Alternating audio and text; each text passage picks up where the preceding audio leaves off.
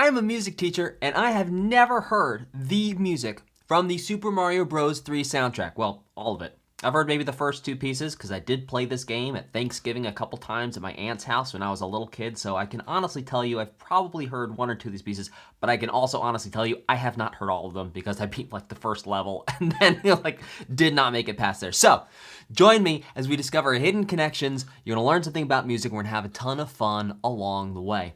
Let's get started with, what's this going to be called? Grassland Theme. Exciting stuff. Let's see what we got. I remember this one.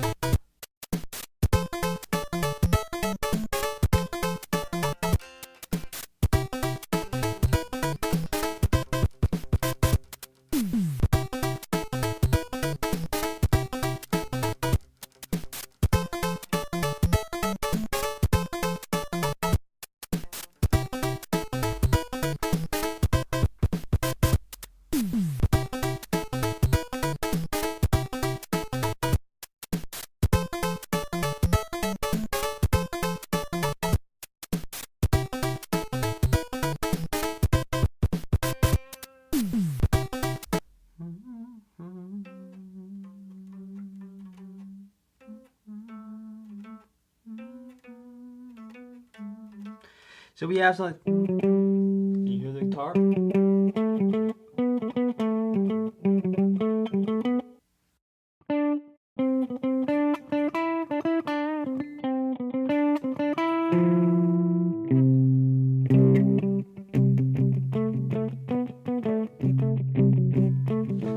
We're gonna make it a little rock. Let's make it rock for a second, it might be fun.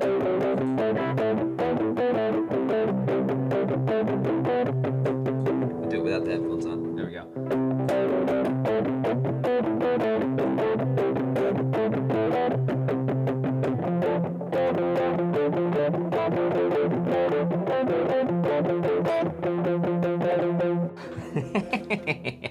So let's understand what we have going on there. We're actually the key of C major, like we've heard in many of the other, well, the two other Super Mario OSTs where it's to Super Mario Bros. And Super Mario Bros. 2. Key of C major.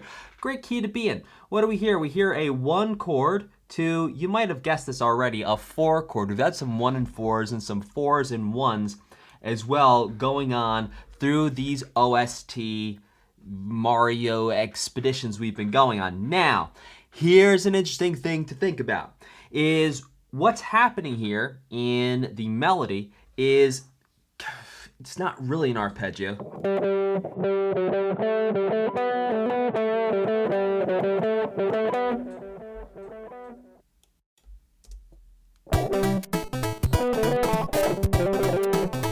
Oh.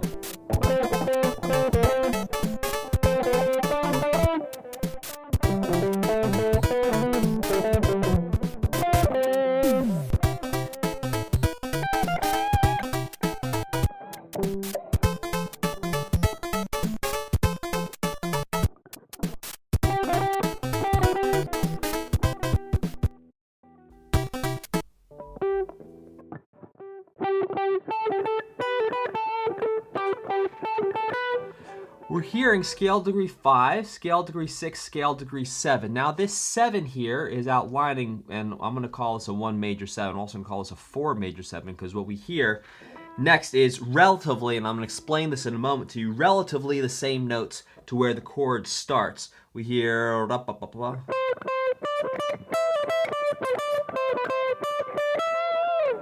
we hear, if we were in the key, 1, 2, 3. But relative to the 4, it's 5, 6, and 7. So how does this work? Well, if you've watched our Super Mario Bros. 1 and Super Mario Bros. 2 reactions, which I invite you to do, you'll know that we have keys. Keys are a collection of notes.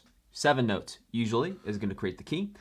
And that we have chords within those keys that we can make out of all those 7 notes. We can also borrow chords from outside of the keys that don't have anything to do with those 7 notes. Now, one way we can think about notes relative to chords is we can think about the notes relative to the key or relative to the chord. Let me explain. So right here we have, if we're in the key of C major, we have C, D, E, F, G, A, and B. So C is 1, D is 2, E is 3, F is 4, G is 5, A is 6, and B is 7.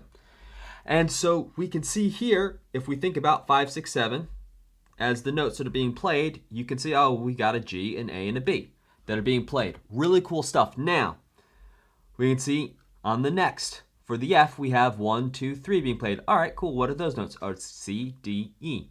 Now, here's the cool thing. If we think about C, right here, this is a C chord. C is being 1, right? Then all of this makes sense. Now, what happens if we think about F as being 1? Because over here, this is an F chord. What if F equals 1 and we think about the melody relative to the F chord? Well, if we think about the melody relative to the F chord, then 1, 2, 3, and let's color this differently. So this is when we're thinking about the melody relative to the F chord. We have 5, 6, 7. We have C, D, E. And if F is 1, G is 2, A is 3, B is 4, C is 5. And so that's how we count it relative to the F chord. And so I like to think about melodies in both ways. I like to think about melodies relative to the key, and then I also like to think about melodies relative to the chord. And I find that flipping between those two ways of thinking, the first is a horizontal way, right? So if we're thinking about the melody relative to the scale, we're going left to right, we're saying, okay, what's happening up and down? But then we can also think about the melody relative to the chord and the harmonies that are happening, because harmony, fundamentally, is a bunch of notes stacked on top of each other. For example, 4, 6, and 1, creating a 4 chord. That means we're actually going to be thinking about the melody not just horizontally, but also vertically. And if you're creating music, I will tell you one of the biggest breakthroughs, at least in my experience that I've had, is flipping my thinking between thinking about melody horizontally and then melody vertically during different times of the creation process. All right, let's keep it going.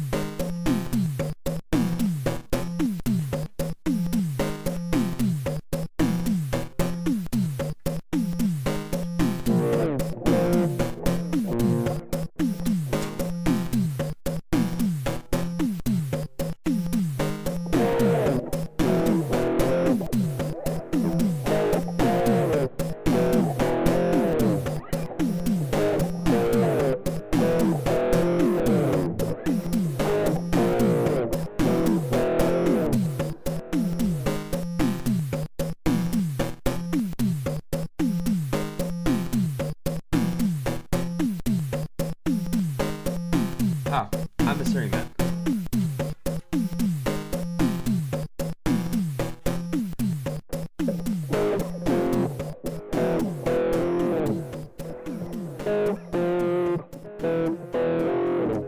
All right, well, I played it wrong the first 2 times, but I got it the second time. So what do we have? I'd call us in the key of F. And what do we have here? Well, we have some power chords, but these are no regular power chords. These are power chords in inversion. So they're actually going to be played as fourths, and I'll explain that to you in a second here. What we have is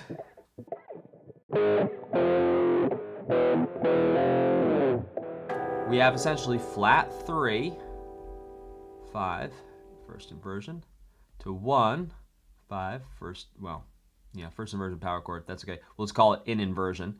And then we go to 7, 5 over 5. And then back to 1. And that's going to be that. That's our flat 3, our 1, our 7, and then back to 1.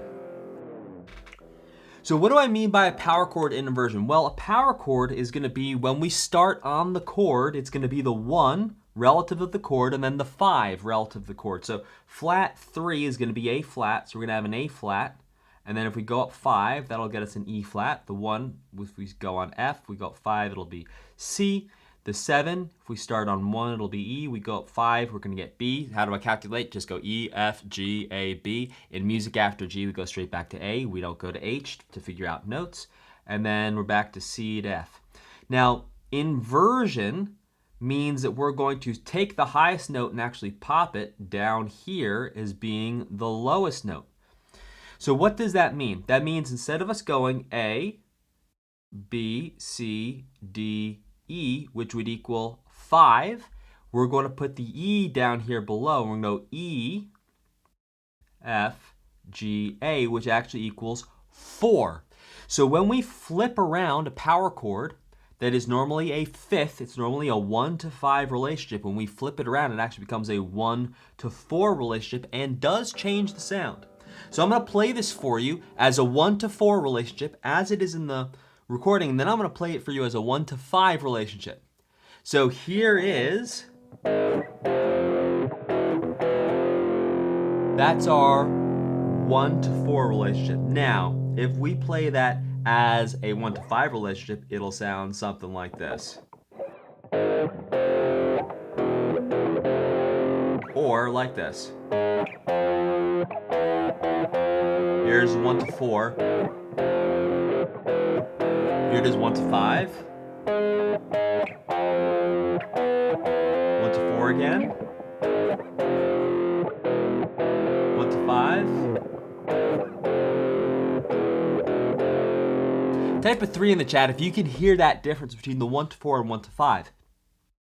Now there is precedence, as in this has happened before in music, that we have these inverted power chords. And in fact, if you go to the piece of music by Deep Purple called Smoke on the Water, you'll hear something that sounds like this.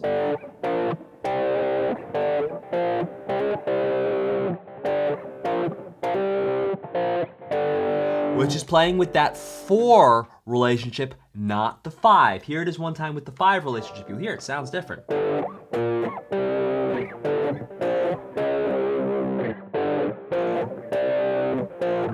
That's the 5 relationship. Let's go back to the 4.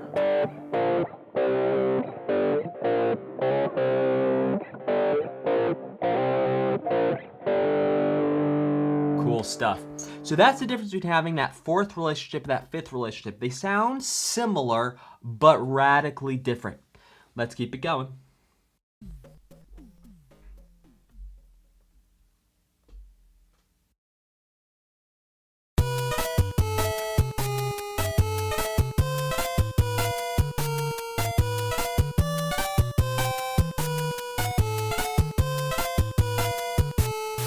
Oh my gosh, this sounds like...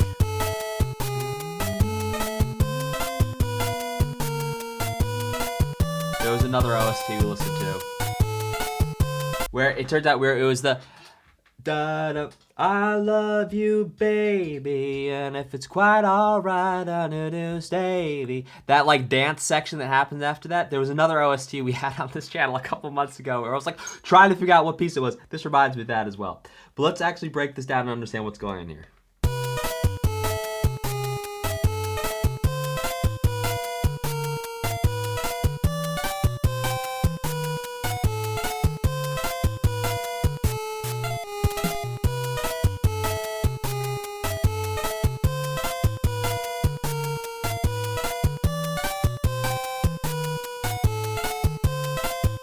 Is there a Zelda theme? Ah, the fairy! The fairy cave from Legend of Zelda, A Link to the Past. Guys, the fairy cave from Legend of Zelda, A Link to the Past.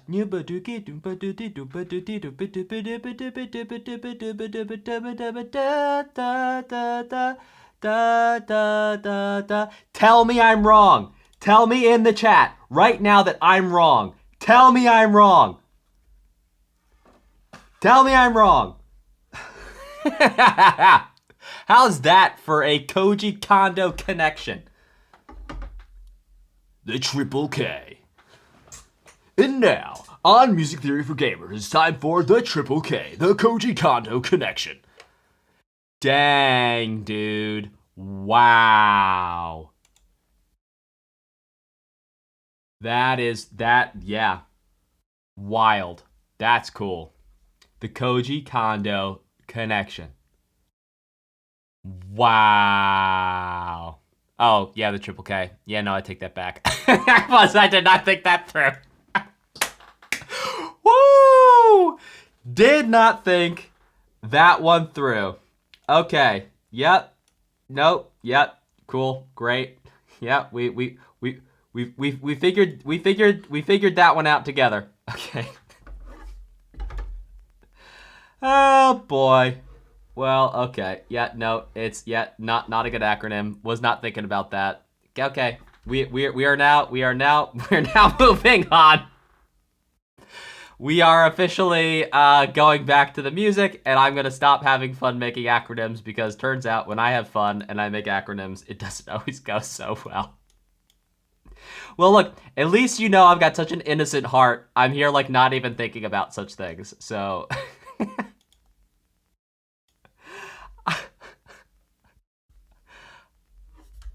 right, no more acronyms. Okay, changing subjects. That's my bad. All right, here we go.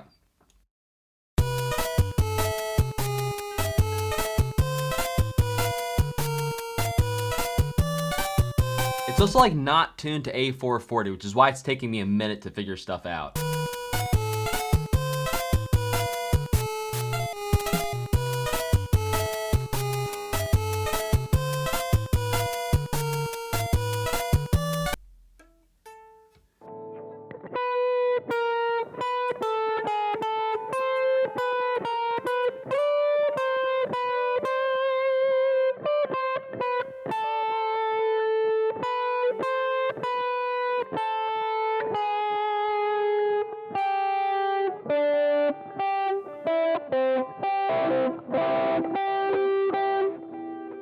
Maybe we're in the key of C? Yeah.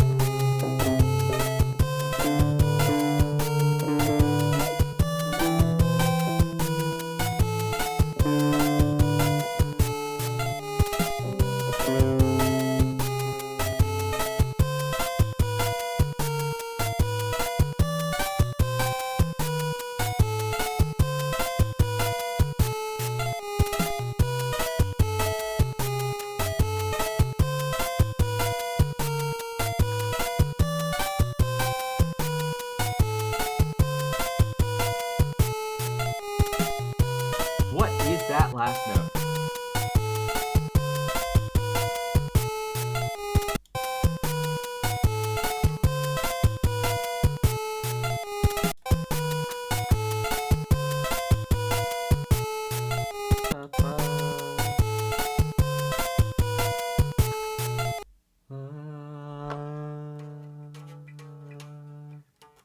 Is it just a D? And I'm tripping because it's out of tune?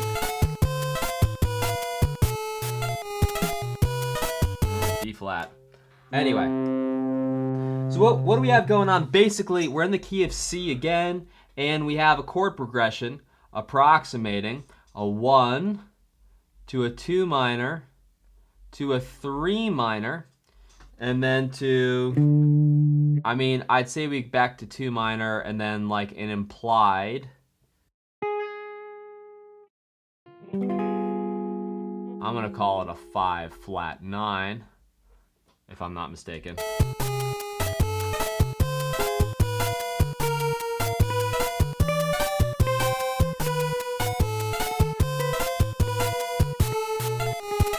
Yeah. 5 7 flat 9 implied in there. Delightful. Ending on a half cadence. All right, so we have this chord progression.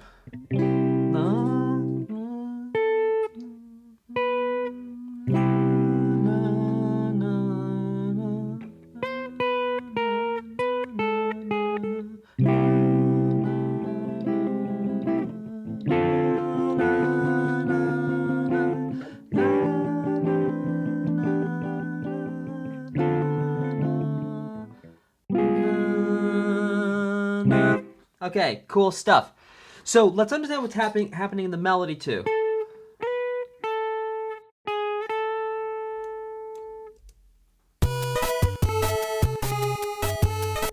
So it's going 7, 6, sharp 5, cool stuff, to 6.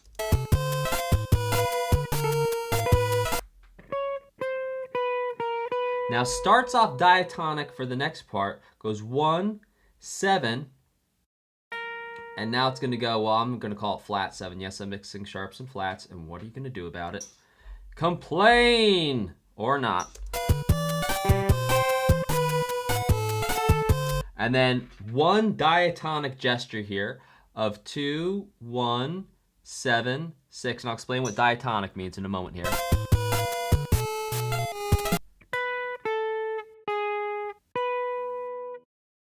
Yeah, that last phrase was...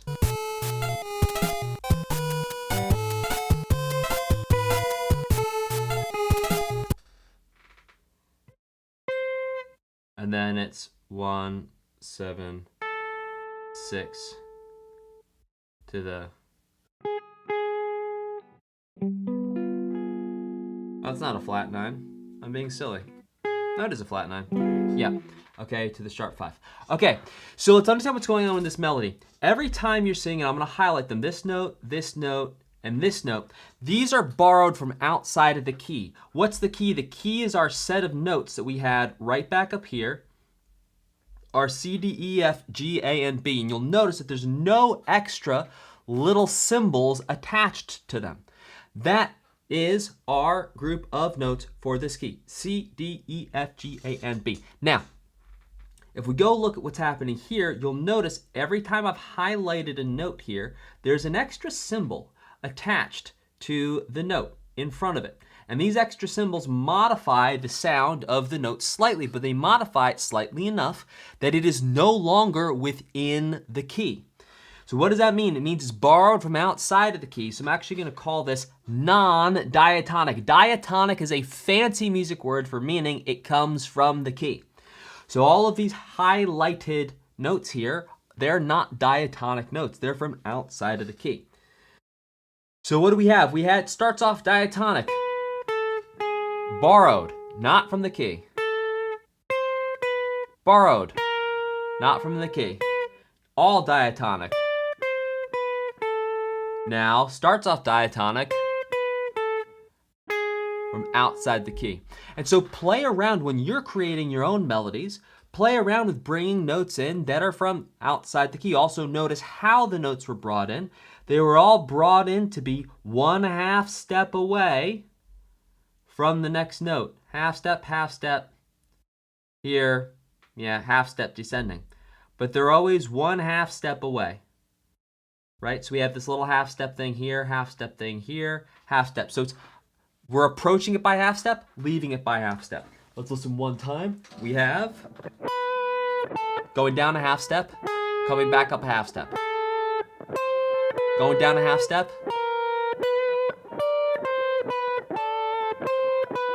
Back down a half step. And then it starts again. All right, cool stuff. Let's keep on rocking.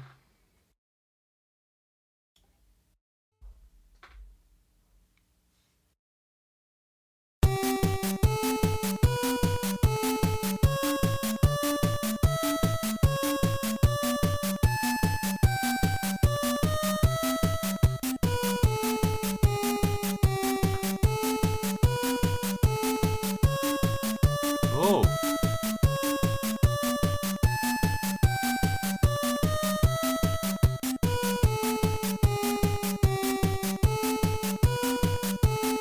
You know that this is outlining.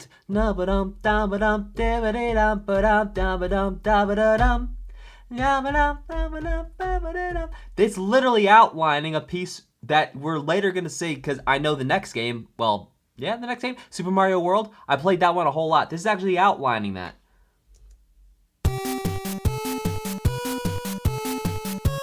Type a 4 in the chat if you just heard that connection for the very first time and it's like blowing your mind just a little bit.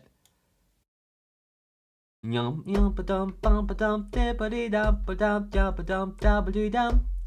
Yum ba dum bum ba dum. Cool. And I'm singing that wrong, but.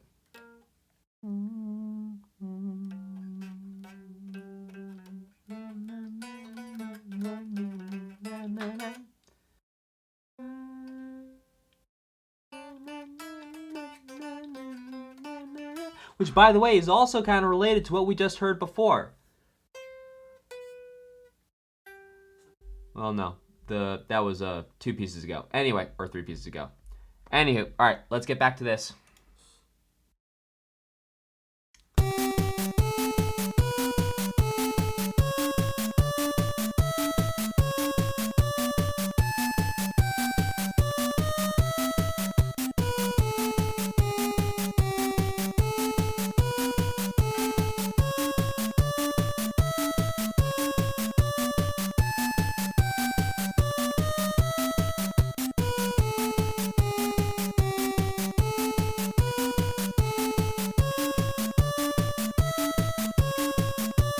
All right, so let's break down what's happening. We have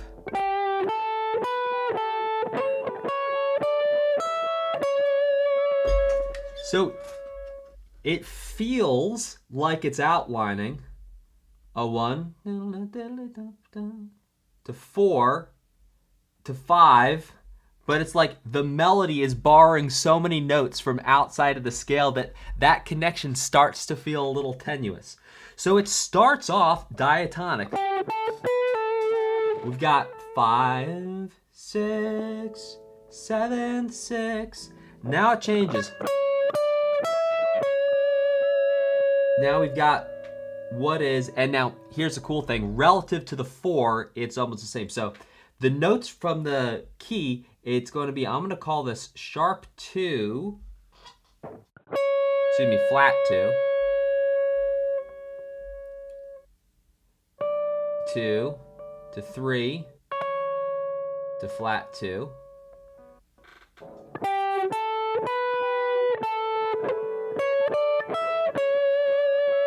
All right, so what is this doing? So just to understand this, that if we understand, this is so cool. All right, so we have 5, 6, 7, 6 relative to the key, diatonic. Again here, what colors were we using for diatonic before? We're using blue for diatonic. All right, let's be consistent with our color usage here. All right, so notes relative to the key. If we're thinking about it relative to the key, here is how we do this. Now, these notes here, these notes are happening under this 4 chord. And if we think about what these notes would be relative to the 4 chord, we'd actually have a sharp 5, 6, 7, sharp 5. So we can see that this motif here of 5, 6, 7, 6 is actually getting reused here with a slight variation over the 4. This is why it's so important to think about melodies not just in terms of the key but also relative to the chord, because now we can actually see this is a similar motif. I'd actually call it the same motif that it's been developed a little bit. But yeah, it's the same idea. Now,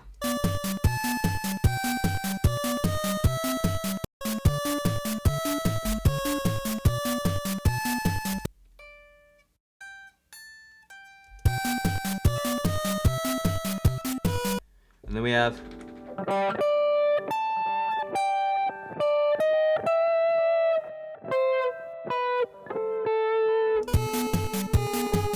yeah.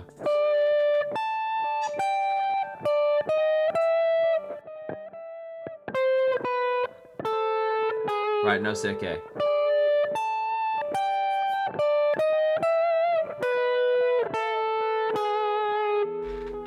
All right, so if we think about what that melody is doing there, relative to the key, it's doing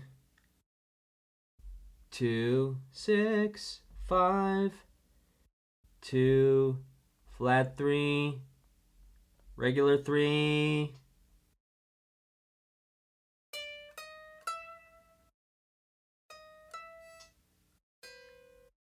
7, 6, and yes, I'm going to call it sharp 5, or we call it flat 6, because we just used a flat. You know what? I'm mixing sharps and flats already. I'm going to continue doing it. No one can stop me. You can't catch me now, music theory police. Okay, so because typically by the way, the reason I'm saying that is it's better form in music theory not to mix sharps and flats, because then everyone can like stay on the same page. Like, we're just using sharps today, or we're just using flats, which by the way, you can use them interchangeably to change the sound of notes. However, it's like using incorrect grammar, right? So we may have the music theory police drag me kicking and screaming off this stream. At some point, they may kick down the door, but until they come, we're gonna stay live. We'll do it live. We'll do it live. Okay. So all this is pretty cool to understand in the sense that diatonically, thinking about relative to the key, this is how we think about it. Now, if we think about this relative to the chord that I'm gonna underlay here,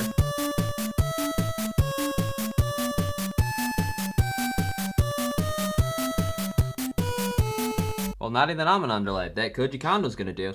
It's going to be, we're gonna have the 5 chord. Doom, deep, down, yada. So all this is gonna happen under the 5 chord. And if we think about this relative to the 5 chord, the notes we're gonna hear are 5, 2, 1, 5, sharp 5. And then once it lands on the 3, this is now back to being over a 1 chord. So we can see that every single line of this melody, every time we hear the motif come by, it's starting on a, not the, but a 5 relative to the chord that it's playing over. And this is why it's so important to understand melody both horizontally and vertically, because now we can see, oh man, starting on the sharp 5 over the C chord. Excuse me, starting on the 5 over the C chord, starting on the sharp 5 over the F chord, starting on the 5 over the G chord. And then yeah, does the last motif here change a little bit? Sure does, no doubt, Cub Scout. However, starting that motif on 5 every time, really pretty cool stuff. All right, let's keep going.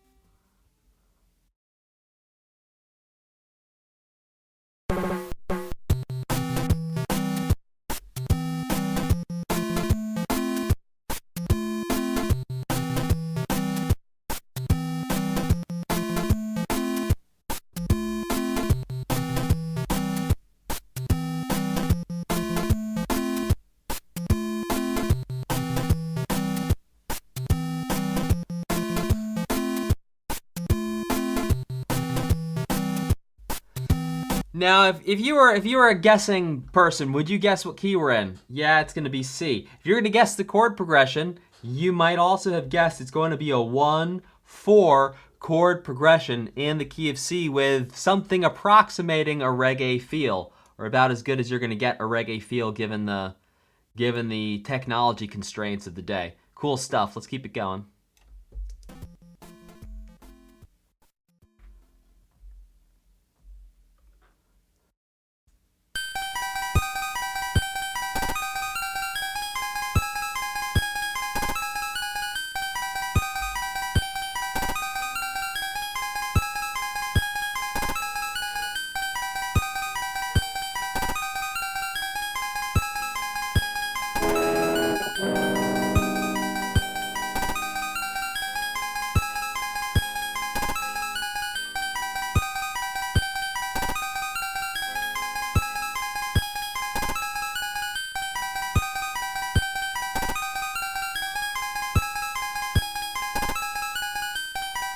All right, so let's talk about the 2 chords that are represented here. I'm not even going to say that we're in a key per se. Well, I will. I'll say we're in the key of G, but really that's just to give us something to start with. So we have a 1 augmented to a flat 2 augmented. And if I play these along with the recording, you will hear that the glove fits, so you must acquit.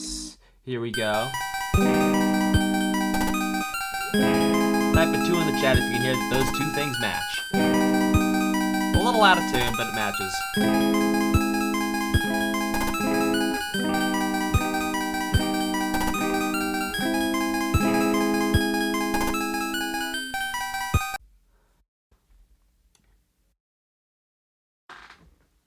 And what we can hear is that there is an arpeggiation happening. An arpeggio is a broken chord. So what is a chord? Well, to understand what a chord is, you need to know what a note is. This is a note, this is a note, this is a note, this is a note, this is a note, this is a note. That's a note. And what we do is we take a bunch of notes, we put them together, and we get sounds like this. Ooh, that's a chord, or this. Or even this. Or even this. Ooh, fancy. Or even this. Fun stuff. Now these are chords. Now the quality of chord here is augmented, which means it's going to have a 1, 3, and then a sharp 5. So it's 1 and 3 from the key, and then sharp 5 borrowed from outside the key. Kind of thinking about that way. But again, like I said at the start of this explanation, I'm not really thinking about us being in the key here. I'm using G as a starting place, just so we have a reference point. And we can hear that the chord is broken up. It's played in individual parts. And when you break a chord up, in this case, we're going to call it an arpeggio. An arpeggio is a type of broken chord. Broken chord means we're going to take all those notes that would normally sit together and break them up separately. But you hear them all in a row, so it creates the feeling or the gesture of the impression of there being a chord. Let's go on to the next one.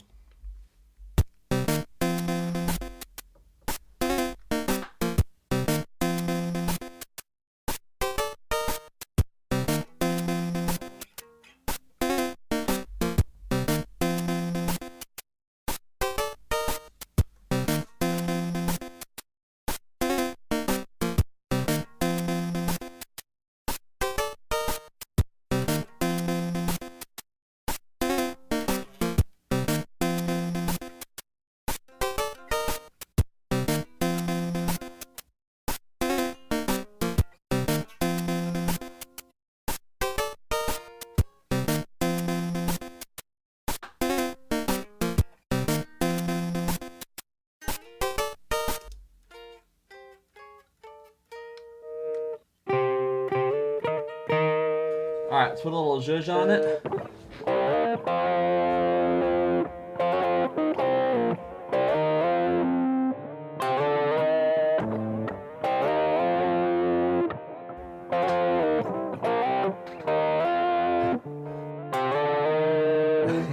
Yeah, one time with the recording.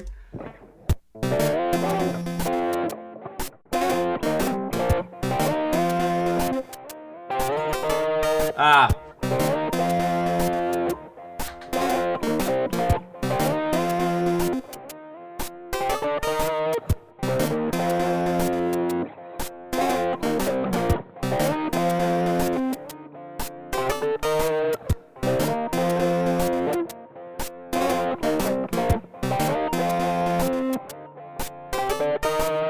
So what's happening here is we have basically two separate parts. We're gonna have a lower bass line and an upper part. In the upper part, we're hearing power chords in inversion. However, they don't actually translate as power chords in inversion for the first part of this piece of music, and I'll tell you why. It's because we have that second part below it actually playing bass notes. So in the key of C, we have 1, flat 3, 4. All these are power chords. And then hit the 4 again, which I'm not going to write, hits the 4 again, and then goes to what I'm going to call the sharp 4, or really, I'm actually going to call it the flat 5. Flat 5, 4, flat 3, I'm writing so fast. Flat 3, 1, flat 7, and then this part repeats. Do, do, do. All right, so this part repeats. This is gonna be our first ending, and then the second ending is going to be yeah,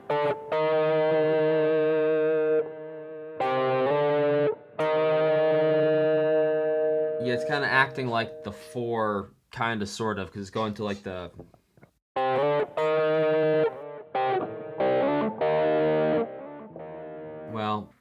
it's going to be 1, 2 to flat 3. But all this is up an octave. It's higher, and I'll explain what an octave is in a moment here. And all of these, sure enough, are in inversion. They're in that fourth voicing, that fourth relationship. All of these are. Now, at the very beginning, let's hear one more time. Yeah, so the first 3 are actually not in inversion because we can hear that there's a lower note. Type a 2 in the chat if you can hear this lower note. It sounds like this. I'm playing it by itself. Type a 2 if you can just hear that lowest note. And by the way, put it in the comments if you're watching this on demand. And then you can hear that low note disappears for the...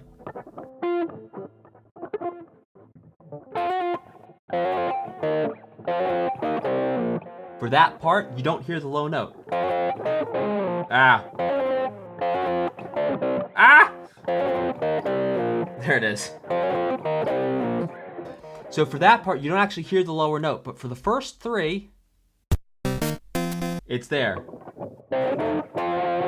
And so for those parts, it's not in inversion. Why? Because we can actually hear the lowest note of the chord for these 3 notes, and the rest of these, power chord is in inversion. So it is a common thing to do as a guitarist or in emulating a guitaristic style that you will switch back and forth between power chords that are 2-note power chords in root position, 3-note power chords in root position, and then also power chords that are in inversion to actually get a change and different flavors in your sound. So let's understand what I mean by octaves. Okay, so let's say we have a C note down here and a C note up here. I'm gonna play the 2 C notes for you. This is gonna be some participation, so play along. Type it in the comments, type it in the chat. You hear this note, you hear this note.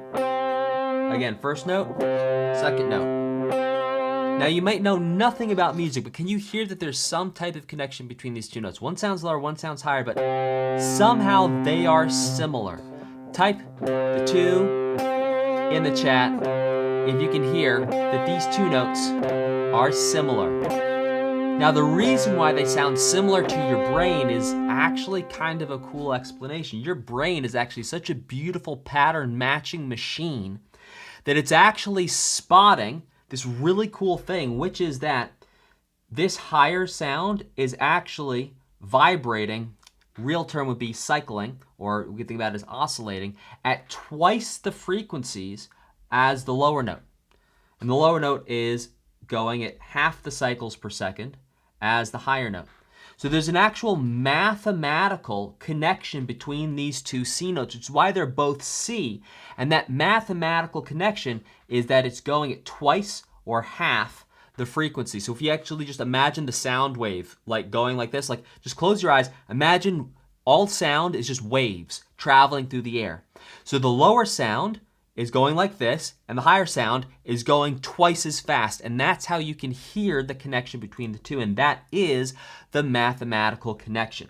It's that doubling or halving of the actual sound wave. So when I'm saying it's an octave higher, the octave is that relationship of that halving or doubling of the frequency. And the reason why I call it octave, you're gonna say, okay, well you said half or double, why are you saying oct like 8? Well, let me show you why. It's because if we go back to our scale here, C, D, E, F, G, A, B, what happens is we go back to C, which would be number 8. And so 1 to 8, that's where we get the oct, like an octopus or an octagon, but not October, at least not now. Maybe in olden times October, but now not October. October is the 10th month, not the 8th month. All right, let's keep it going.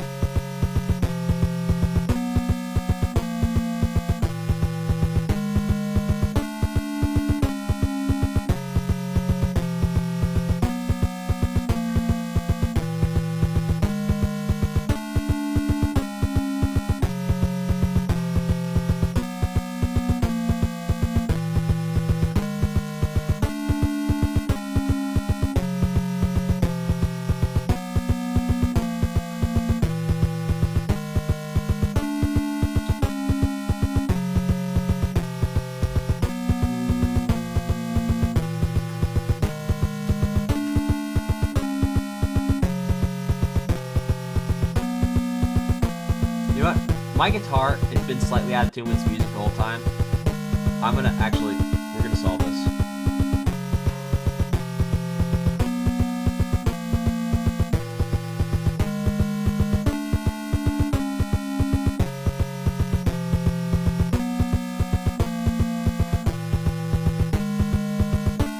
So what's happening here is that my guitar is tuned to A440, which means if the A note cycles at, well, if a particular A note cycles at 440 hertz, that is what my guitar is tuned to. Now this music is not playing in A440.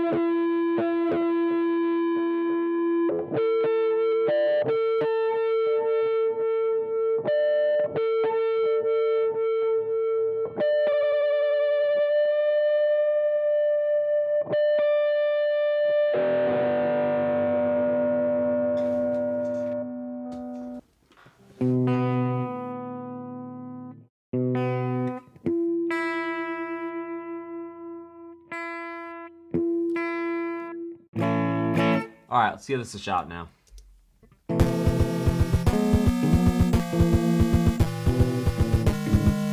Might have overshot the mark a little bit, but that's better.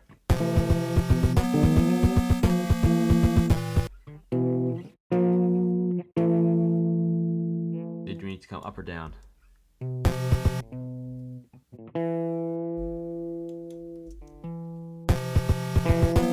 All right, we're still a little flat. We're gonna get in tune here, chat. A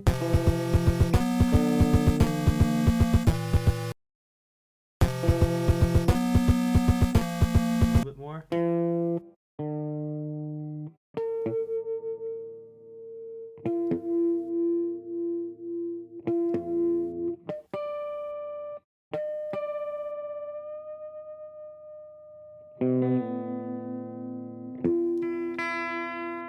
All right, we are now in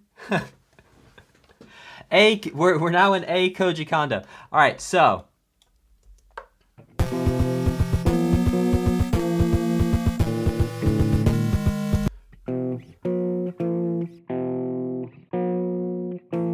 again, we have these fourths going on here. So really, it's like we're in the key of E, and we've got a 1, and then we're going up to a flat 5, to 4, all these in inversion.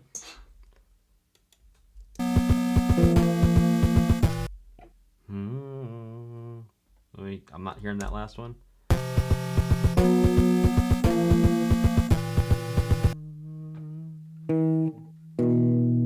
Is that it?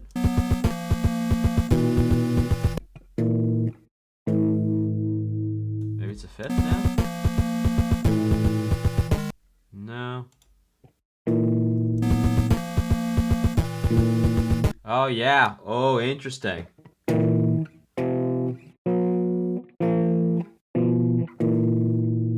Whoa. Now it's a 4 diminished. Interesting. 4 diminished. No 3. Oh, that's cool.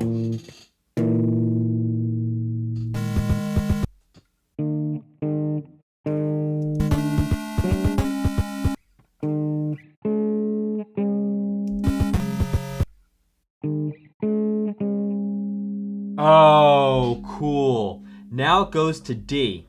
So now it's like we're doing the same thing, but really in the key of like D, which by the way is like a rock and metal, totally a rock and metal thing to do. So now D, 1 5 over the 5, and then it is in fact going to go to that flat 5, same pattern, 5 over 5 to 4, 5 over 5, and then what's that last chord going to be?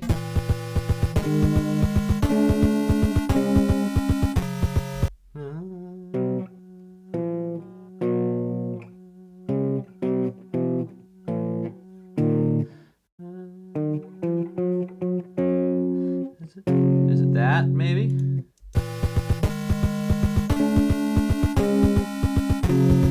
Sure enough is flat 2, ending on the flat 2 of, which is kind of like, all right, now that's really cool. So this is our pivot chord.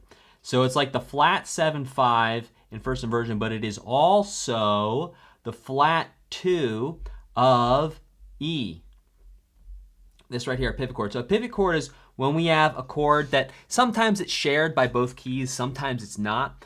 But here we can see it is kind of shared by both keys in the sense that having a flat 2 in a piece of music that has power chords is going to have a sort of rock effect. In fact, if you go listen to all the Pokemon battle themes, they have flat 2 in them. That is part of what creates that fighting sound. Also, if we think about what D is the flat 7 of E.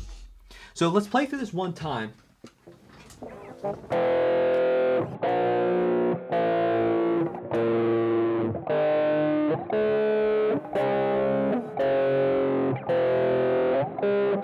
Well, I did play through it one time. Let's see if I can play through it twice.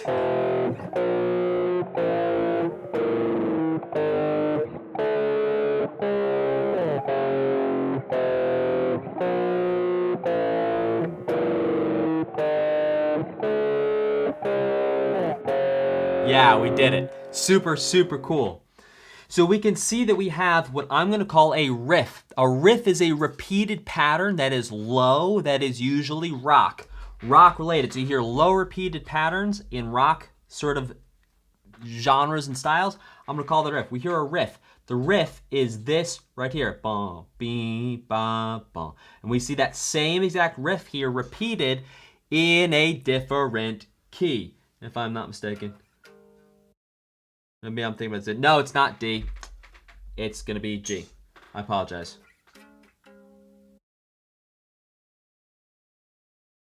Yeah, no duh. No, we're in the key of G here. Excuse me.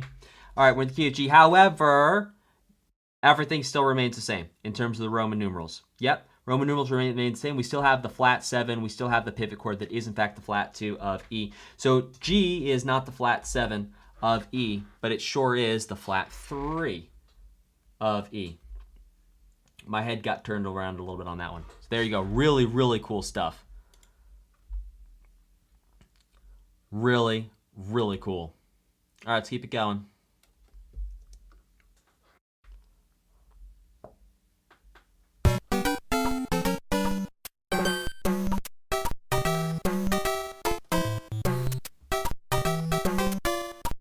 I think I remember this one too.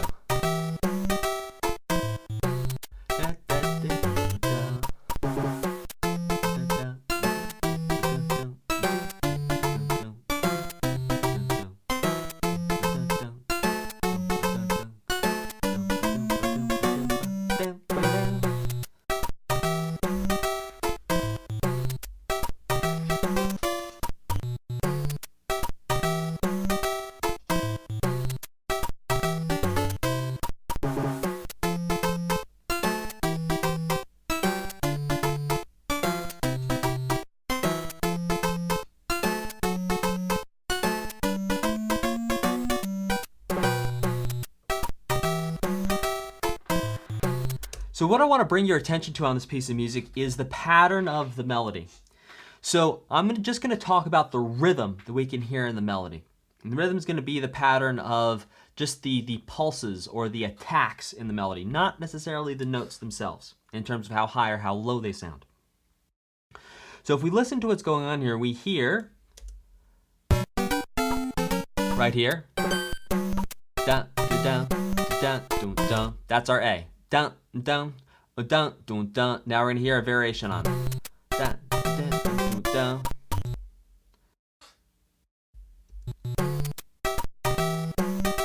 dun. Now we're back to the same exact pattern. Dun, dun, dun, dun, variation on it. Dun, dun, dun. And the variation, I show that with a prime, a little apostrophe. That means a prime, means a variation. Now you could also, real talk, you could call this a B because it is different enough that you could call it a B, but because it has a similar gesture, a similar feeling, I am interpreting and inferring a similar intention. I'm going to call it an A prime. Now, for this next section, that's our B. That was B and B. Same rhythm. Same rhythm repeats. Same exact rhythm. Now here again, same rhythm. Now it's going to change slightly for our B prime. In fact, that's different enough. I'm going to call that a C. So when we break down the rhythm of melodies in this way, especially for creating music, this can be so useful and such a massive breakthrough for your composing, songwriting, anything you're doing for creating music, is thinking about your melody in these types of frameworks. So, okay, I'm going to take an idea, I'm going to repeat it, vary it slightly, bring back the same idea, vary it slightly. New idea, which I'm going to repeat 3 times in a row, different notes, right? They sound high or low, but the same rhythm. Then I'm going to change at the end. By the way, this B, B, B, C here, you could also think about it as like a 3 to 1, which is a pattern you will find everywhere from songwriting, composition. It's huge. Massive, massive pattern here. You see all over the place. Also just having A with some type of prime, some type of variation. Massive pattern you see everywhere in composition. And let's keep it rocking.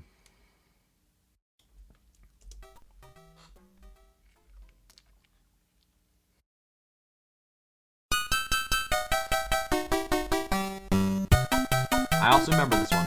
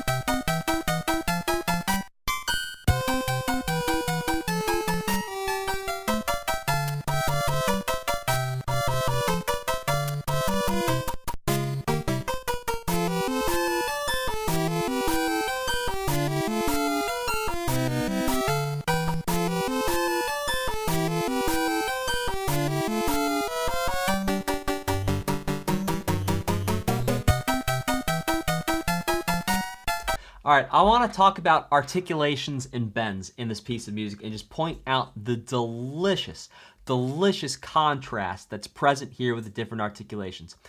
One of the principles that I like to think about and I share with all my clients is that contrast is key when it comes to creating music. Contrast is key.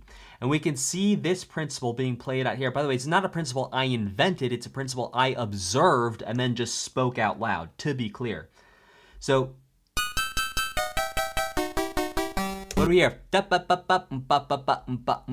Short, dry. Short,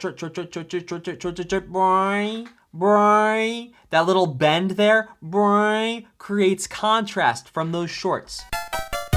Back to shorts. And those puppy, those high notes, while they're still short because they're so much higher, those create contrast.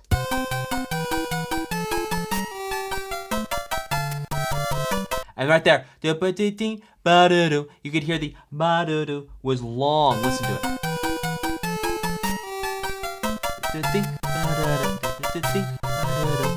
And that short, long, short, long, that's creating more contrast. Contrast, shorts versus longs, high versus low. This is a masterclass in creating contrast in a piece of music. Contrast is key. Loving it. Contrast is key. Let's keep going.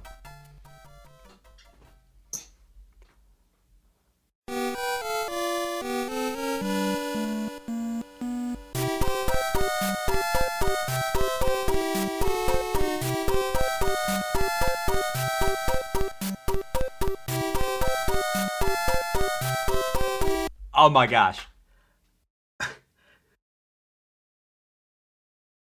Type a 4 in the chat if you would like to know the connection between Super Mario Bros. 3 Underwater theme and This Is Spinal Tap, a piece of music by This Is Spinal Tap, from This Is Spinal Tap.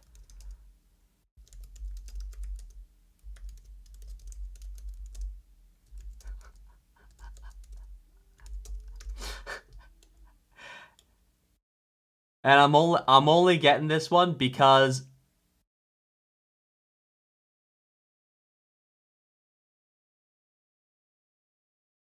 all right, guys. Okay. You ready for this? By the way, I am here we go.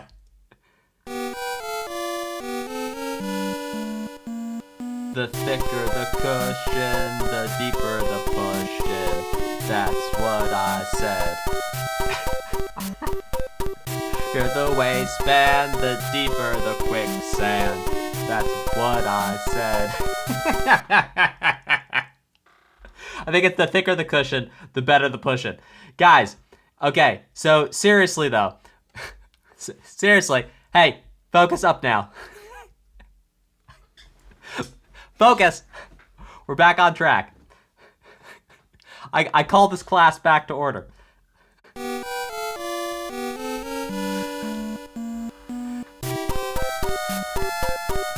You're never hearing that piece of music the same way again, and you know what? You're welcome for that level of whimsy in your life. We're just gonna go to the next one.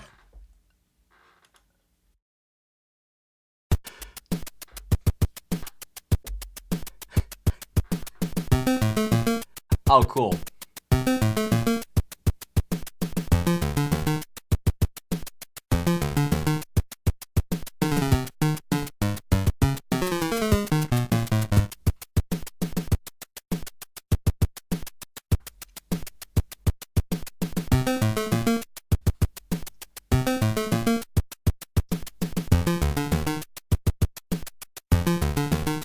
All right, so check this out. Here's what's really cool.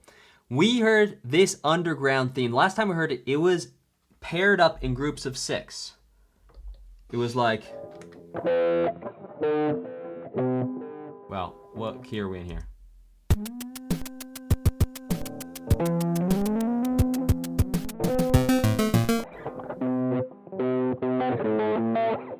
Yeah, last time I heard it was 1 and 2 and 3 and 4 and 5 and 6 and 1 and 2 and 3 and 4 and 5 and 6 and. Here, it's not 1 and 2 and 3 and 4 and 5 and 6 and it's.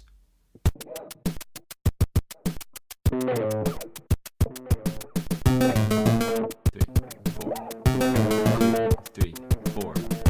It's in 4. So it's being taken out of that.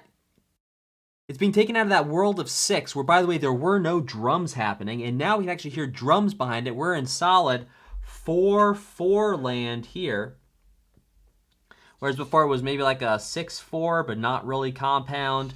Yeah, it was a tricky thing to dissect. Now here, this is clearly 4/4 straight fastball down the middle. Really cool stuff. Let's keep on rocking in the free world.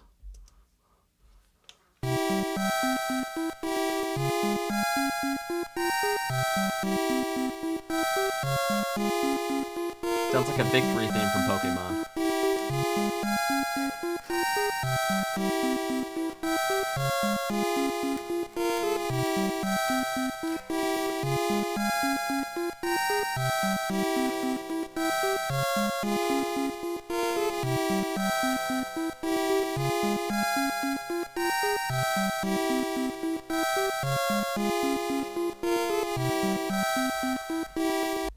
Now, why am I saying this is like Pokemon? Well, because it has a 1 and a flat 2. It's 1 major to a flat 2, and all over Pokemon you hear 1 and flat 2. No, I'm not going to talk about Pokemon all day. You came here for a Mario stream. However, I will compare different, compare and contrast different series of games together, because it's cool to see these connections where it's like, what makes video game music sound like video game music as opposed to other music some of the time, especially back in the day. Now, video game music is literally anything. Like, you pick the genre, you can find it in the game. But back in the day, you know, you really heard specific things. You're like, oh, that's video game music. Part of it is this flat 2. There's 1 to flat 2 now. They're both major chords. I'll play along with it so you can hear, and I'll call it out as we go. 1, flat 2, 1, flat 2. And back and around it goes. Also, now I'm back out of 2, and you might even call this B. It's B or a C. It's B or C, it doesn't matter the key, and let's keep on rocking to see what we see.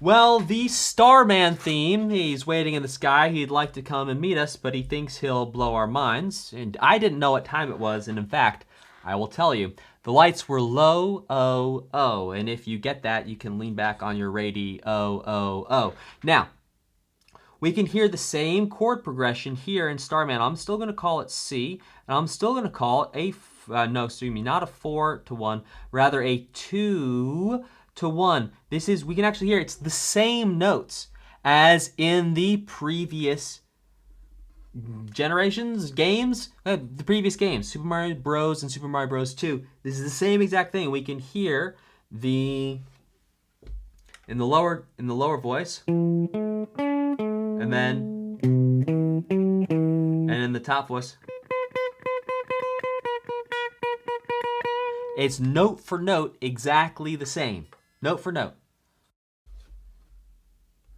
So we have this arpeggiated, and by the way, this is in first inversion. So the notes we have are 4, 4, 5, 4, 6, 1, 1, 6, and 1, 5, 1, 5. And these are arpeggios. Arpeggios. All right, let's keep it cooking.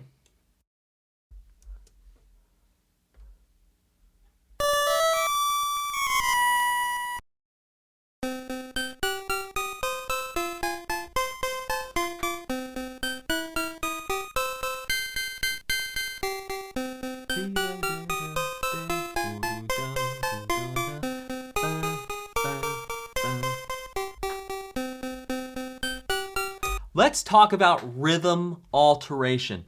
Rhythm alteration is when you take a melody or an idea and you keep the same notes but you change the rhythm. So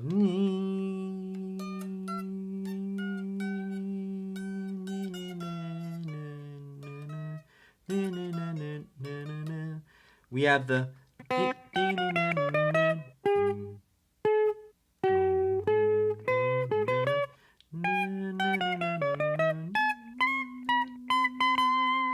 yeah.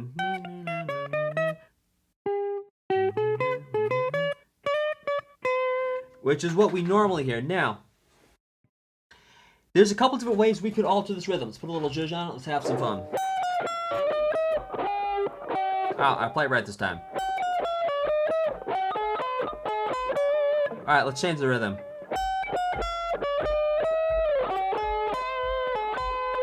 Let's change the rhythm even more.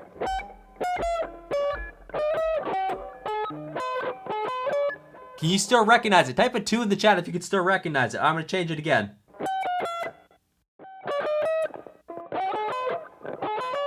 All right, how about now?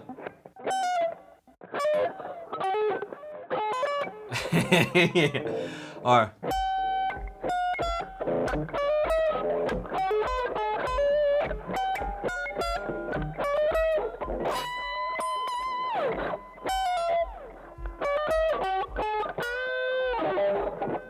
right? You can still recognize it. We're changing the rhythm, but we're leaving the notes in place. And so what we can hear happening in this piece is rhythm alteration.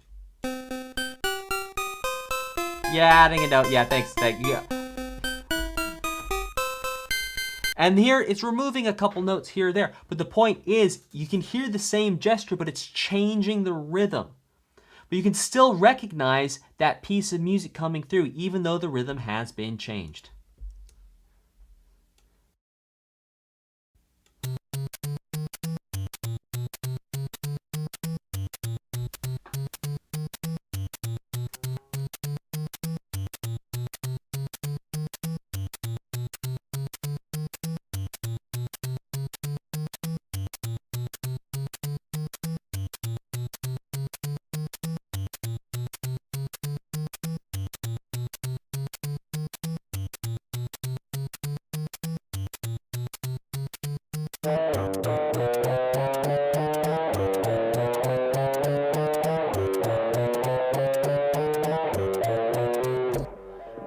All right, let's understand what's happening there. What's happening is, again, I'm going to call this the key of C, even though technically I'm playing a B, but that's all right.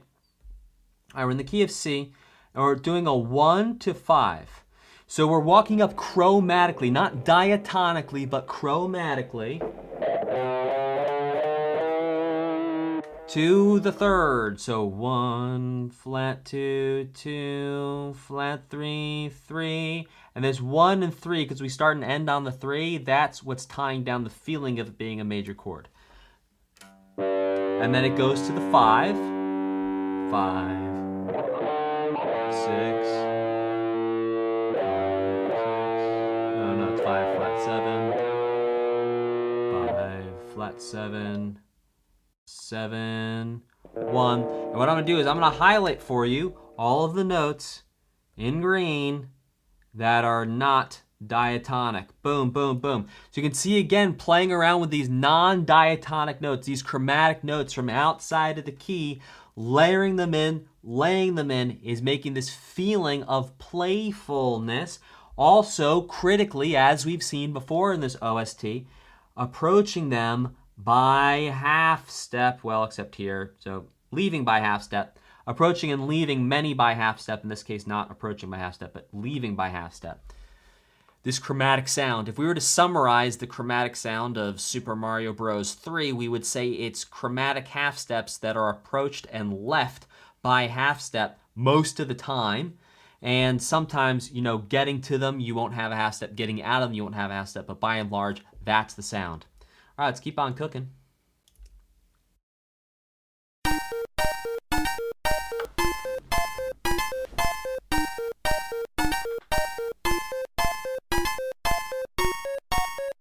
Oh!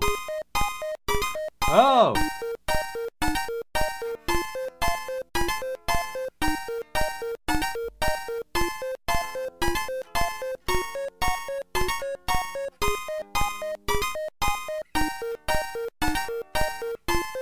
Okay. I'm going to call this the key of D.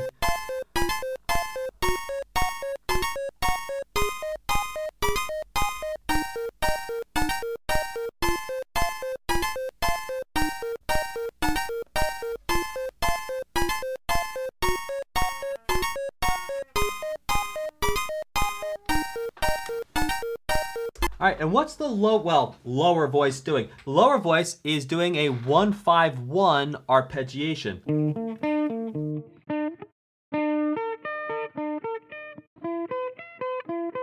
fact, if I play along with it, you will hear what I'm doing. It matches the music.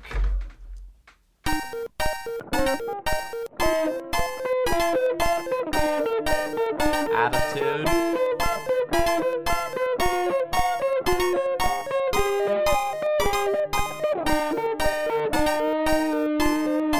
So, by the way, the tuning of this OST has been all over the place, which has been a ton of fun to keep up with and keep track of. So there you go. These are just major chords being moved up and down. 1, 2, 1, 2, flat 3, 4. You might be saying, well, technically, Dan, isn't 2 the 5 of 5? No, in this context, I'm not treating and or thinking about it as being a secondary dominant. I'm thinking about it as literally being a 2 that is major. It's sitting and functioning just as a place to go. It's not functioning as a secondary dominant. It's not acting like a secondary dominant. So I'm not going to talk about it, treat it, or think about it as such. If you want to learn more about secondary dominants, check out our Super Mario Bros. 2 reaction that I did, where I broke down secondary dominants in depth. All right, let's keep going.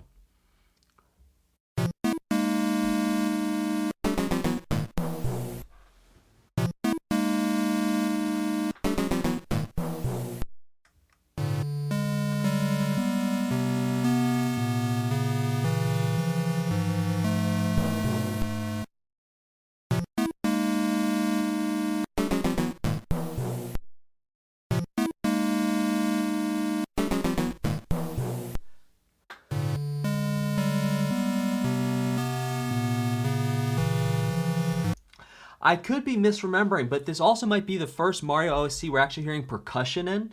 We heard percussion a couple pieces ago, like for that desert theme. I think there were some bongos in. Now here we can actually hear some timpani being brought in. Dum dum. Really interesting. And also, just to see the progression from Super Mario Bros. 1, 2, and 3, just in like the art for the games, like how the level was brought up, and then also in terms of the music, how the level was brought up, also in like the graphics, gameplay, everything. Well, maybe not the gameplay. I can't speak to the gameplay because I don't remember playing it, but the graphics for sure, next level stuff, going from Super Mario Bros. 1 through 3. Really, really cool to see that progression on the same system of pushing the state of the art that Nintendo did. Really, really cool to see that.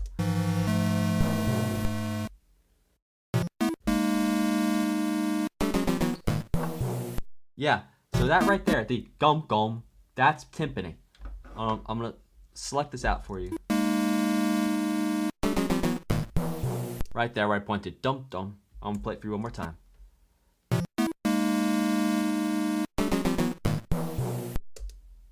And you can actually hear that it sounds like it wasn't crossfaded. It wasn't crossfaded. You hear that little pop there at the end? That pop means there was some amount of sound still left in that. Sounds to me like a sample. In that sample recording, there's a little bit of sound left, and that when it transitions off that file to when it's done, because it wasn't faded down to 0, pop, it creates a little pop. You can actually hear the pop right here. Listen to this. And sure enough, you can hear that the reverb is still going, and then there's that popping sound. So I don't even know if they had the capability to crossfade. Like, I don't know how you would do that back in, like, you'd have to probably, like, you'd need to export it again and then, like, manually adjust a mixer going down as you're bouncing it out.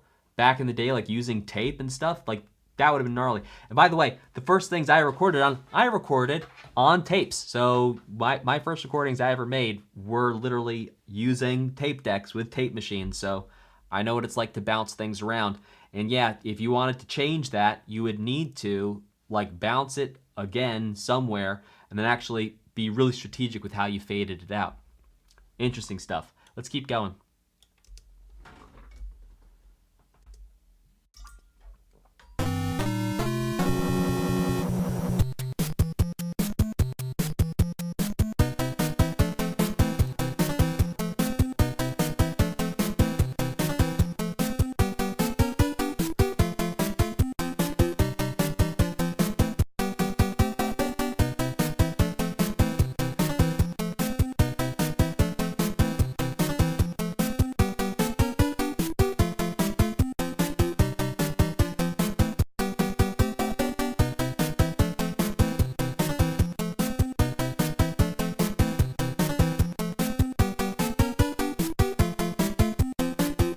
Sounds like my Airship chord. I'm going to retune my guitar.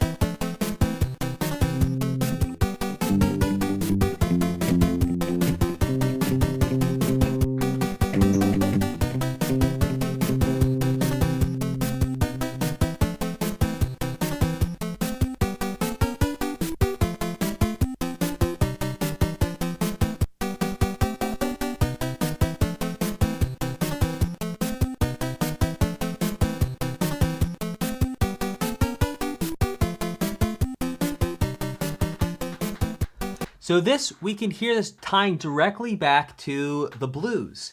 So we hear, technically an 8-bar blues, typically you hear a 12-bar blues, but the chord progression we can hear is that we have 1, 7 for 4 measures, and then it goes 5, 4, back to 1, and then hits the 5 again before we're back. And in fact, I don't know if this is going to come correctly through on your end. There might be a little bit of delay, but we'll do it anyway. See what happens.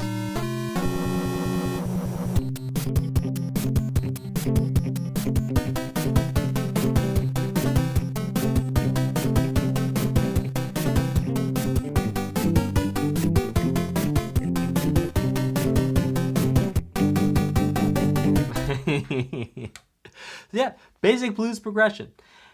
Cool stuff. Let's keep it cooking.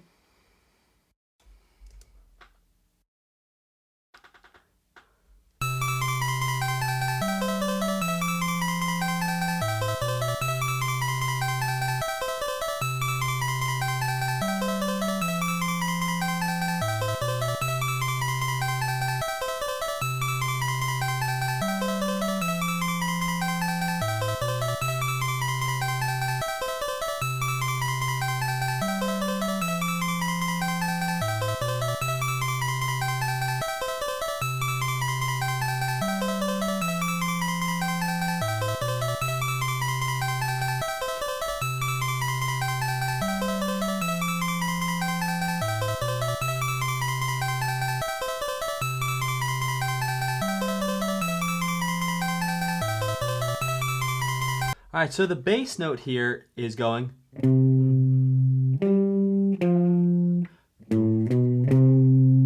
And it's outlining a 1 to 4 chord progression. And in fact, I'm gonna here. You wanna hear something cool?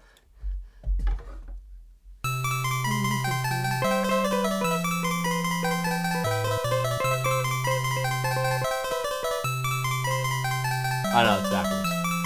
That's a 4 to 1. But we could start it backwards. All right, here. Let's try this out. All right, you ready? All right, type a 3 in the chat if you're ready for some chaotic mashup.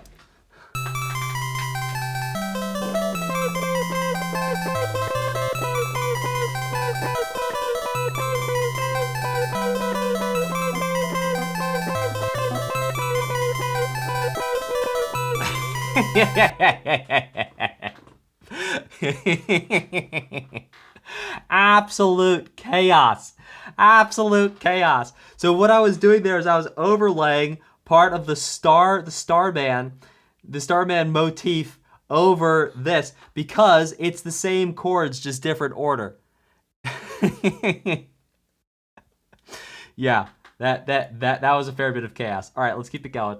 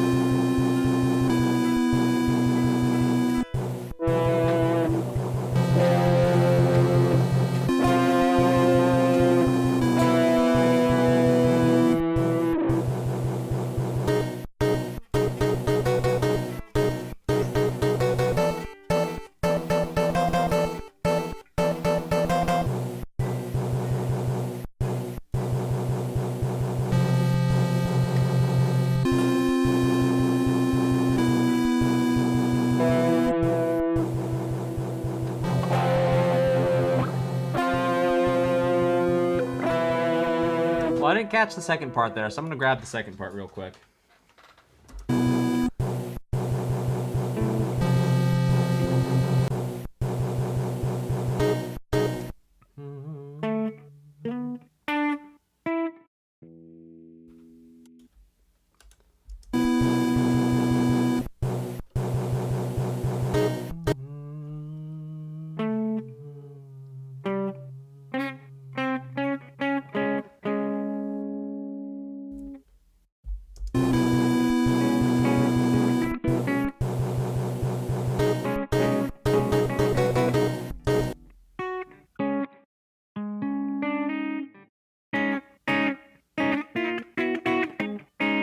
I think that's what I'm hearing.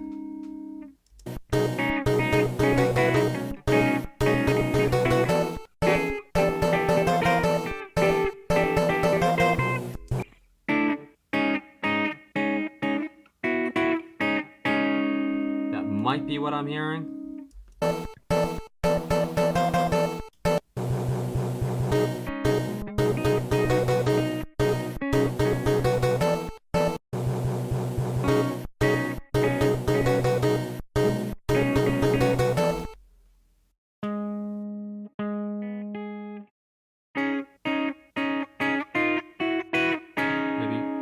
Like that instead.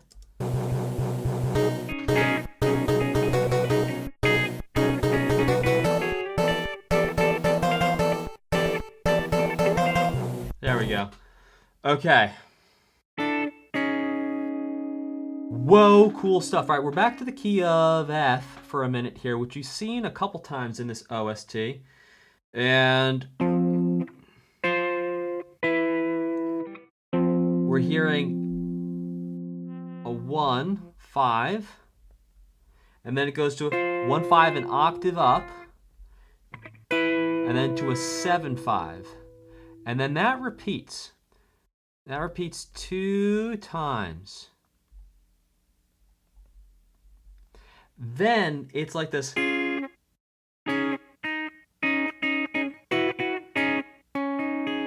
What am I going to call that? I mean, off the top of my head, I would call that a D flat sus2. So that's what I'm going to call that. I'm going to call that a flat 6 sus2. We can do better on that. 6 there. All right, call that flat 6 sus2.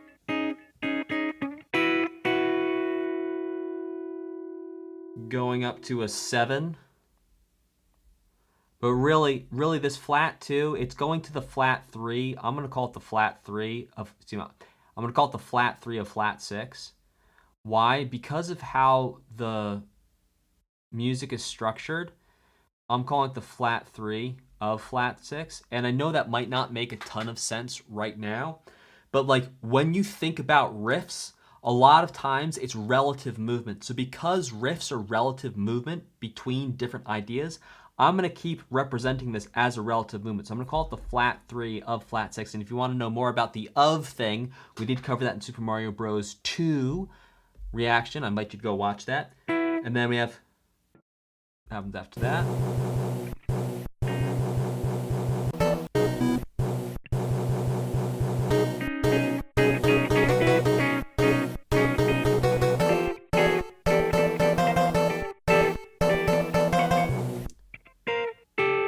Then I'd call it a 2 sus2.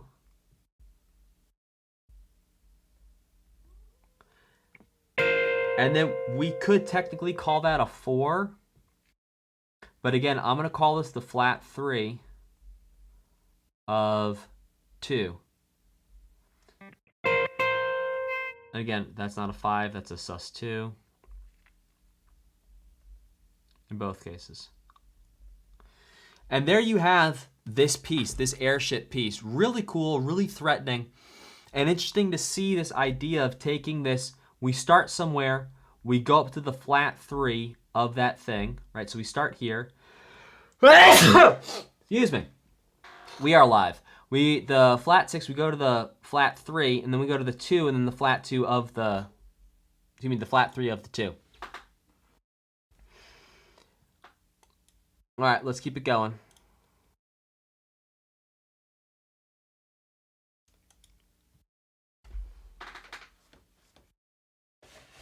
Load. In the name of King Arthur, load. All right, yeah.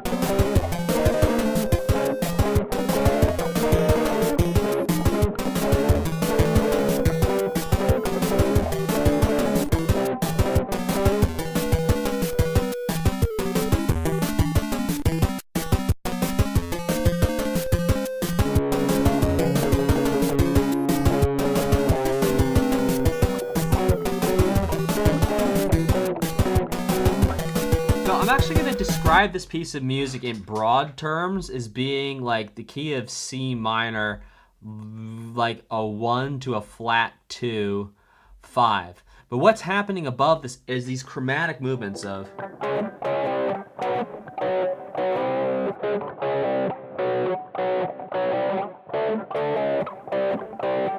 Where it's moving that fourth. Remember, we have the fifth and the fourth. It's moving that fourth up and down around the 1 and around the flat 2. All right, let's keep it going.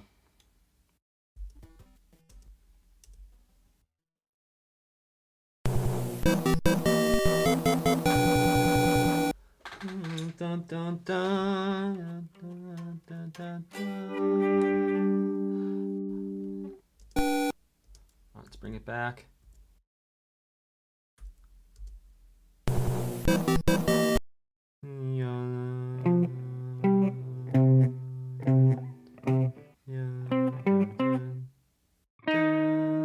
Really?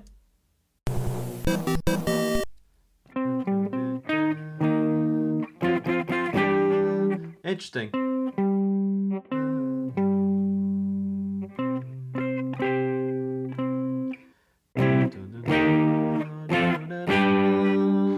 So I'm going to describe this as starting off in the key of C, but really ending up in the key of G. So like it starts in the key of C.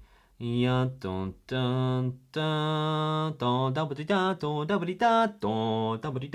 it goes to the flat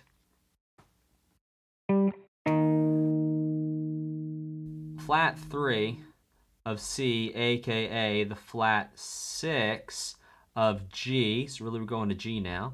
And then we hit the flat 7 of G, and then we hit the 1, and we're firmly in G.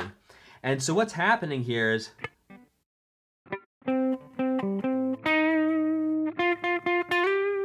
in terms of the melody is we have in C we have 1 5 1 1 5 1, and then it hits the flat 3, aka the flat 6.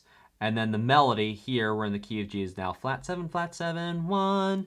And that is L Victory Theme, which, by the way, having a flat 6, flat 7 to 1 major and a victory theme, we've heard that all the way back at the first Mario Bros. OST, where I asked the question, hey, is this the first time we've actually heard this in a video game soundtrack? And I haven't actually gotten an answer on that yet. I also haven't had time to look it up, so that's neither here nor there. However, it's cool to see that because we can see this also play out throughout other video games that are coming in the future, like Pokemon and other beautiful, amazing, awesome franchises that just are so much fun and such a great time to play. This flat 6, flat 7 to 1 major idea, we can hear that not just here, but in other places later to still show and give that feeling of victory, having overcome some trial or tribulation. Let's keep rocking.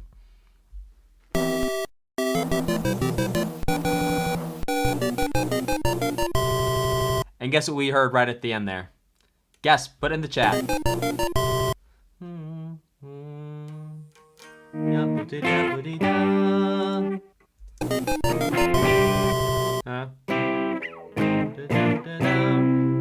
Wrong key, right chords. Weird up, flat 6, flat 7 to 1 major, this time in the key of C major instead of the key of G major, right there. All right, people wondering, like, well, what happened before that? Is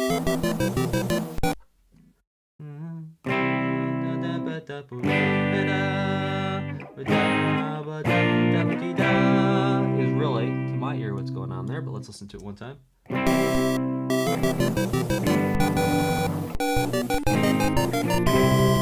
Yeah, so we have key of C major. We hit the 1 chord. Then we hit the 5 chord. Then we hit the flat 6, flat 7, 1, victory situation. I'm going to call this the victory situation. You heard it here first, people. The victory situation.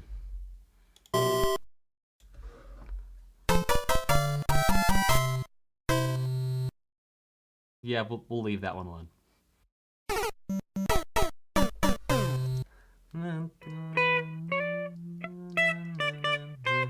Okay, so in the melody of the You're Dead theme, we have 3, 3, 2, 2, 1.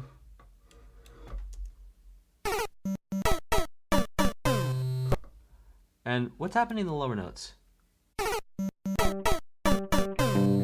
And in the low notes, we literally have 5, 5, 1 in the lower notes. So if we were to extrapolate this out, what do we have? If we were to extrapolate these into chords, we'd have a 5, 5, 6.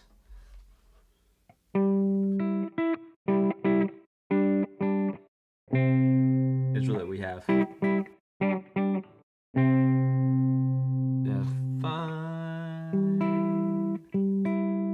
Yeah, what you could say it's closer to a 3, but yeah. Okay, so we could actually call that a 3, really, if we're going to be precise about it. Call that a 3 in first inversion. To 5, that's going to be a 5 chord, and then just to 1. And I'm implying a major chord there, but you don't actually hear the major third. Cool stuff. Let's keep rocking. Oh, and hey, by the way, I don't think I mentioned this so far, but just to let you know that I actually pinned something in the chat. It's also in the video description. It's a free starter pack for you if you're a gamer who wants to create your own music. Click on that. Again, it is no cost to you. You just put your email in, put your phone number in, you get it for free. Well, technically, if I put my email in, it's not free. Yeah, well, you get the idea. You know what I mean. You're smart enough to figure these types of things out. You know exactly what I mean, right? It's at no cost to you. Well, that is a cost. It's my time of putting it in. Yeah, well, you know what? I don't know what to tell you.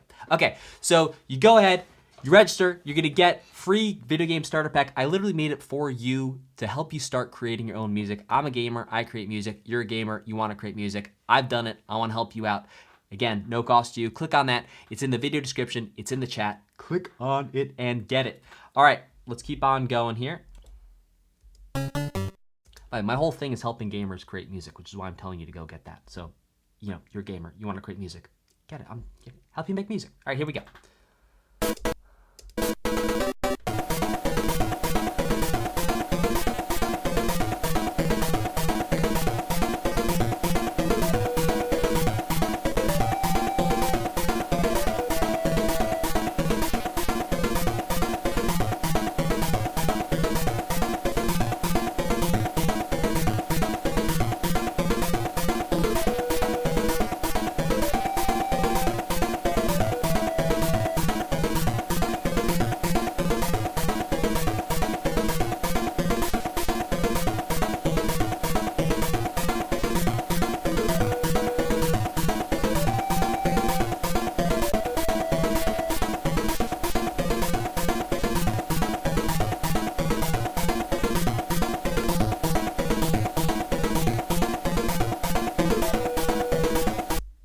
Let's talk about 3-note power chords.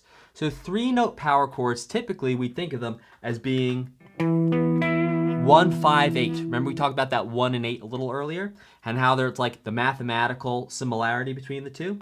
All right, now what happens if we have a 3-note power chord but the 5 is the lowest note? We have that inversion where we have that 4th sound going on. So what's going to end up happening is instead of having 1, 5, 1, we're going to have 5, 1, 5, which is actually what we hear in both of these chords. We have an A5, but the notes are actually E, A, E, and then we have a B flat 5, but the notes are F, B flat, F, and that's creating that open, airy, like kind of like, yeah, that open sound in the chords is having those 3-note power chords in second inversion. Well, first inversion, whatever. Power chords in inversion. What inversion they are, there's only is one inversion when it comes to power chords. So I'm just going to call it in inversion. It's neither a second nor a third, nor is it a fourth.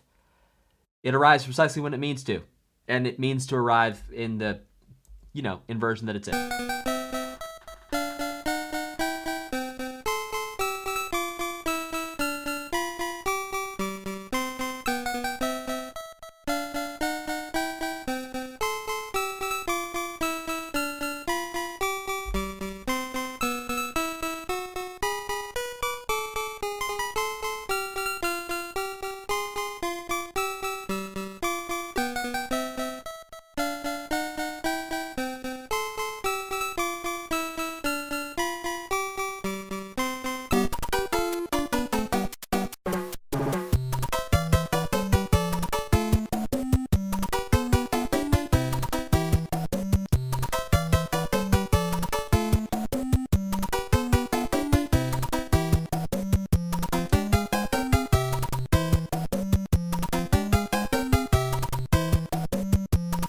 And Drop Mike 75 proclaims to be the biggest Mario nerd on the planet. You're most welcome here.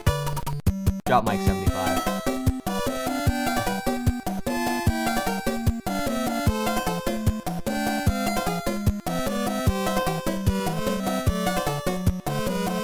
Again, just the percussion in this entire OST has been so delightful.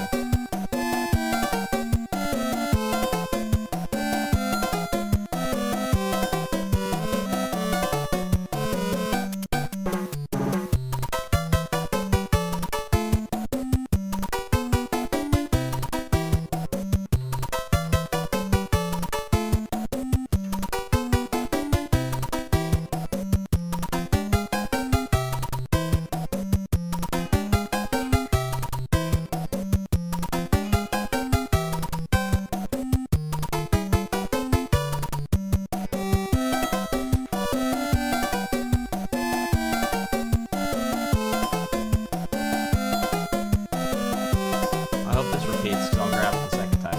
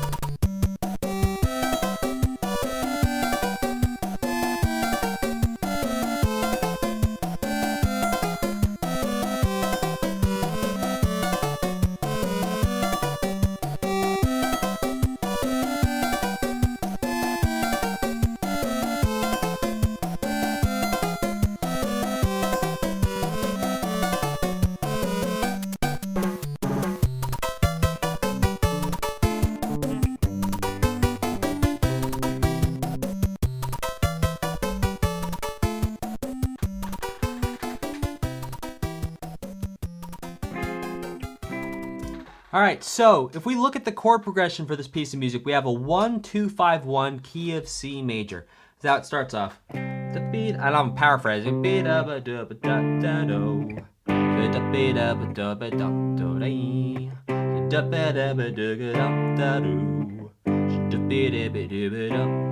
the B section, it goes to a minor 4. Again, paraphrasing.